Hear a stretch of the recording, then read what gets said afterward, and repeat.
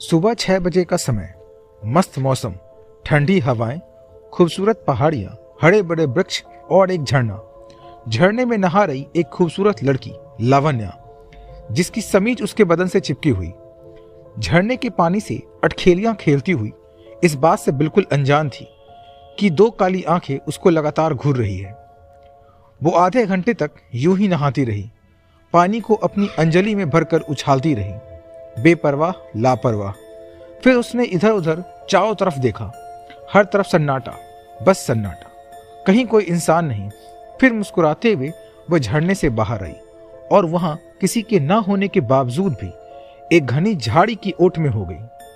फिर उसने अपना समीज उतारा, तौलिए से अपना बदन को पोंछा, बालों को झटका और अपने खूबसूरत यौवन को देखकर शर्माते हुई जैसे ही चोली पहनने को हुई कि किसी अनजान दो मजबूत हाथों ने उसे अपनी बाहुपास में जकड़ लिया और उसके लबों को किस करने लगा। लावण्या ने उसकी मजबूत पकड़ से अपने आप को छुड़ाने की भरपूर कोशिश की, लेकिन आजाद ना हो सकी और तब अपनी पूरी ताकत से चिल्लाई, बचाओ बचाओ। लेकिन 3 बार से ज्यादा वो चिल्ला ना सकी, क्योंकि उस पुरुष ने उसके मुंह में उसकी चोली को ठूंस दिया और 12 इंच का एक चमचमाता छुरा बाहर निकाला और उसकी गर्दन पर रखते हुए कहा, अगर आगे एक शब्द भी मुंह से निकाला तो तेरा धड़ मेरी बाहों में होगा और तेरा सर जमीन पर, और वैसे भी यहाँ दूर दूर तक कोई नहीं है जो तेरे को बचाए। और यह कहकर उस पुरुष ने लावण्या को जमीन पर पटक दिया और उसके बदन को बेतहासा चूमने लगा। फिर अत्यंत निर्दयता से उसने लावण्या के जिस्म पर अपने दांत गड़ा दिए और किसी बहसी दरिंदे की भांति उसके जिस्म को नोचने लगा। पहले उस लड़के ने पीछे से उस पर हमला किया था, लेकिन सामने होने पर जब लावण्या ने उसका चेहरा देखा तो उसे तुरंत पहचान लिया और बोली, आप जमींदार राम सिंह के बेटे हो और मेरे बापू आपके यहाँ काम करते हैं। आप मेरे भाई के जैसे हैं। आप मेरे साथ यह गंदा काम क्यों कर रहे हैं? प्लीज मुझे छोड़ दीजिए, मुझे बहुत दर्द हो रहा है। कमल, ओह, तो तूने मुझे पहचान भी लिया। लेकिन इस बात को याद रख कि सिर्फ यूं कह देने से कोई किसी का भाई नहीं हो जाता, और विशेष रूप से खूबसूरत लड़कियां किसी की भी बहन नहीं होती, वो सिर्फ मासूका होती हैं। और तू तो इतनी खूबसूरत है कि तेरी खूबसूरती के आगे जन्नत की पड़ी भी फीकी है। ये मखमली सुकोमल बदन, ये खूबसूरत झील सी आंखें और ये काली घनेरी जुल्फें और ये मदहोश कर देने वाली जवानी, तू ही बता कि अगर होश में रहूं भी तो कैसे रहूं। लावण्या ने कहा, लेकिन हमारा रिश्ता भाई बहन का है। तू मुझसे राखी बंधवा ले और मुझे छोड़ दे, मैं यह बात किसी से नहीं कहूंगी।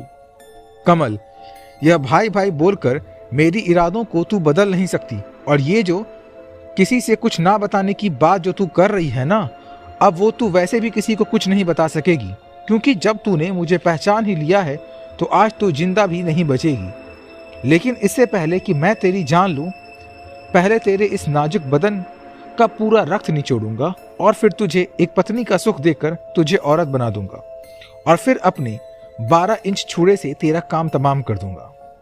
लावण्या की डर के मारे आंखें बाहर आने लगी। वह बुरी तरीके से गिड़गिड़ाने लगी और अपनी जिंदगी की भीख मांगने लगी। प्लीज मेरे को छोड़ दो, मुझे जाने दो, मुझे जाने दो। लेकिन कमल को उस पर तरस न आया और उसने बेरहमी से उसे अपनी बाहों में भरकर उसके जिस्म को जगह जगह से काटना शुरू कर दिया। लावण्या दर्द से बुरी तरह कड़ा रही थी और अपनी बेबसी पर आंसू बहा रही थी कि तभी अचानक उसके जिस्म में परिवर्तन होने लगा। उसका बदन फूलने लगा, चेहरा रक्तिम हो उठा, उसकी आंखों से अंगारे बरसने लगे, उसके हाथों में बड़े बड़े नाखून दिखने लगे, उसका जबड़ा फैल गया और उसमें से शेर की भांति 2 बड़े बड़े दांत बाहर निकल आए, और उसने कमल के सीने में अपने दांत गड़ा दिए और उसमें से सारा मांस का लोथड़ा निकालकर खाने लगी। कमल जोर से चीखा, बचाओ बचाओ। लावण्या, चिल्ला जितना भी चिल्लाना है, मुझे मारने चला था ना, लेकिन अब तू मरेगा, और इस समय जिसको भी याद करना है याद कर ले, क्योंकि अब तू सिर्फ 2 पल का ही मेहमान है। और फिर किसी जंगली जानवर की भांति लावण्या ने कमल के जिस्म के सारे अंगों को नोचकर खा डाला और उसका पूरा रक्त पी गई। कमल दर्द से तड़पता रहा, कराहता रहा, और उसके कराहने की आवाज उस निर्जन फिजाओं में गूंजती रही। लेकिन इस समय उसे बचाने वाला वहां कोई नहीं था। फिर एक भयानक अट्ठास लगाते हुए लावण्या बोली, हाँ, आया था लावण्या की इज्जत लूटने और अपनी जान से हाथ धो बैठा। अब यही अंजाम होगा इस देश में लड़कियों की इज्जत लूटने वालों का, यहाँ की संस्कृति से खिलवाड़ करने वालों का, निर्बल गरीब की जान लेने वालों का। क्योंकि मैं तुम सबको छोड़ूंगी नहीं, तुम सबको खा जाऊंगी। क्योंकि जब तक तुम सब के कच्चे मांस को मैं खा ना लूं, तुम्हारे खून को अपने हलक से नीचे ना उतार लूं, तब तक मेरी आत्मा को तृप्ति नहीं मिलने वाली। और फिर लावण्या ने कमल के जिस्म को नोचकर इतनी बेदर्दी से खाया कि कुछ भी नहीं बचा उसके शरीर में, सिर्फ कुछ हड्डियों के सिवा। कमल को चट कर जाने वाली लावण्या का राक्षसी चेहरा धीरे धीरे गायब होता गया और थोड़ी ही देर में लावण्या अपने वर्तमान स्वरूप में आ गई। इस समय उसे ऐसा लग रहा था जैसे वो गहरी नींद से उठी हो, और जैसे ही उसकी चेतना लौटकर वापस आई वो चीख पड़ी, क्योंकि उसे ऐसा लगा जैसे वह किसी की बाहों में हो और खुद को छुड़ाने की कोशिश कर रही हो। लेकिन अगले ही पल वह वास्तविकता के धरातल पर आ गई। उसने देखा वहां कोई नहीं है। फिर काफी कोशिश की उसने याद करने की कि आखिर किसने उसके बदन से छेड़खानी की और किसने उसे अपनी बाहों में दबोचा, लेकिन उसे कुछ याद न आया। और कमल, जिसने उस पर हमला बोला था, जिसने उसके बदन को नोचना चाहा था, वह भी उसकी स्मृति से लुप्त हो चुका था और वह इस समय कहीं नजर नहीं आ रहा था। तभी उसका ध्यान अपने बदन पर गया और उसने देखा कि वो इस समय निर्वस्त्र थी, लेकिन उसके जिस्म पर कई जगह नाखूनों के निशान थे जहां से खून रिस रहा था। फिर उसने जल्दी से अपना टॉप पहना और झाड़ी में फंसी चोली को निकालने की कोशिश की, लेकिन वह कांटों में इतनी बुरी तरह से उलझ गई थी कि उसे निकाल ना सकी। तभी उसको एक सोने का रिंग वहां जमीन पर पड़ा मिला। रिंग पर कमल लिखा हुआ था और उसके सामने कुछ हड्डियां भी उसे मिली जिसमें खून लगा था। ऐसा लगता था जैसे किसी ने उन्हें अभी अभी चबाया हो।